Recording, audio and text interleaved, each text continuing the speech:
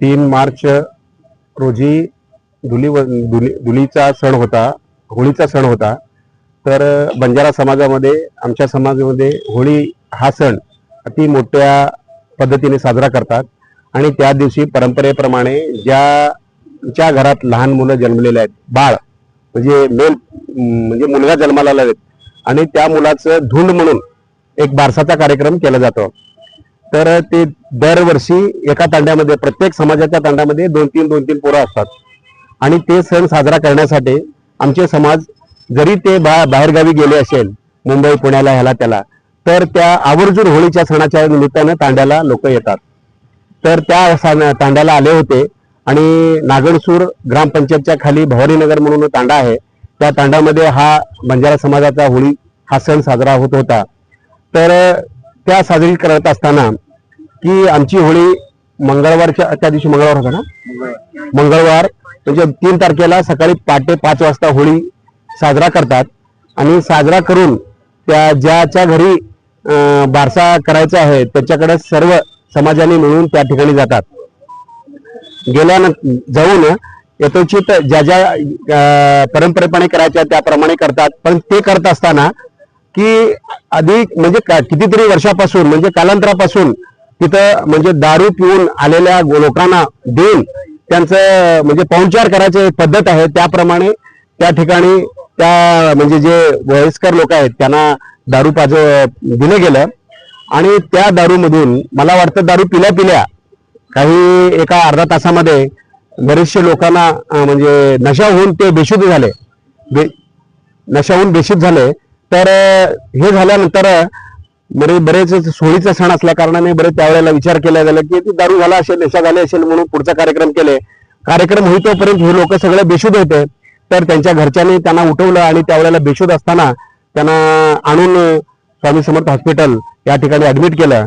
आणि ऍडमिट केल्यानंतर मग मला माहीत झाल्यानंतर मी लगेच 1 तासानं तिथं गेलो. तर डॉक्टर वेळापूर होते, त्यांना विचारलं मी. तर डॉक्टर मला असं म्हणले की साहेब, या ठिकाणी या लोकांच्या 8-9 लोक त्या ठिकाणी ऍडमिट होते. तर सगळ्याची तपासणी एकच आहे आणि सगळ्याचं सिम्पटम्स एकच आहे. तर हे मला थोडं धोकादायक वाटतंय. तर आपण पुढच्या दवाखान्यात नेला तर बरं होईल, अशा पद्धतीने सांगताना त्यांचा सल्ला घेऊन आणि डॉक्टर राठोड त्यांच्याशी पण सल्ला घेतला. आणि आमदार साहेबाला सांगून आमदार साहेबांच्या माध्यमातून आम्ही सिव्हिलला रेफर केलं. आणि रेफर केल्यानंतर तिथं जाऊन त्याच्या काही लोकांचे उपचार झाले.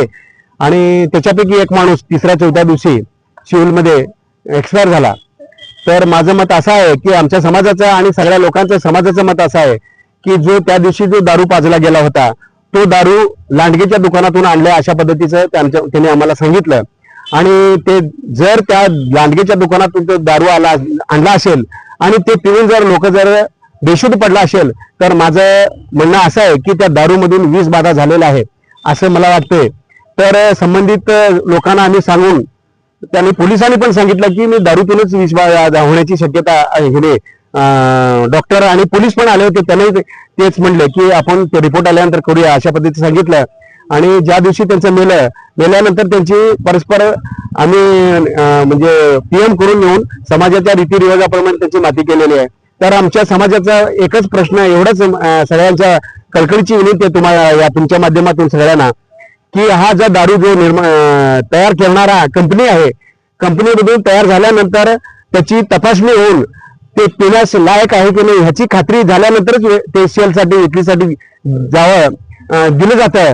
परंतु ते आणून या लांडगेच्या दुकानातून घेऊन जाऊन पिले तर एक तर त्या कंपनीची चूक आहे किंवा ते आणून विकल्यानंतर ह्यांची चूक आहे.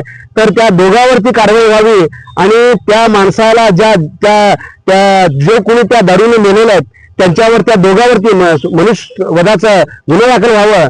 आणि त्याच्याबरोबर ज्या 8-9 लोक आहेत ते आज देखील त्यांचे हातपाय थरथर करतात, त्यांना चालता येत नाही, त्यांचे मुंडके हालतात, ते देखील त्यांच्यामध्ये देखील त्यांना अजून पण विषबाधा आहे, त्यांचे देखील प्रथमोपचार व्हावी अशी विनंती करतो.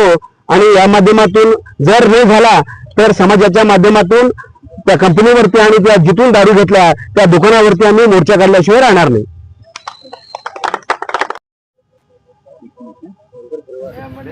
एवढं पिलाव मी सकाळी पिऊन तिने घरी येऊन जरा बसलाव, संडास उलटी चालू झाली. दारू कसं लागली तुम्हाला? पिल्यानंतर दारू कसं लागली? एकदम कोळी पुढे लिंबाच्या पाला असते त्याच्यापाशी जास्त. किती लोकांनी पिली होती? 10 लोकांनी. त्याच्यात एक तर फेर झाली. पारंपरिक होळी सण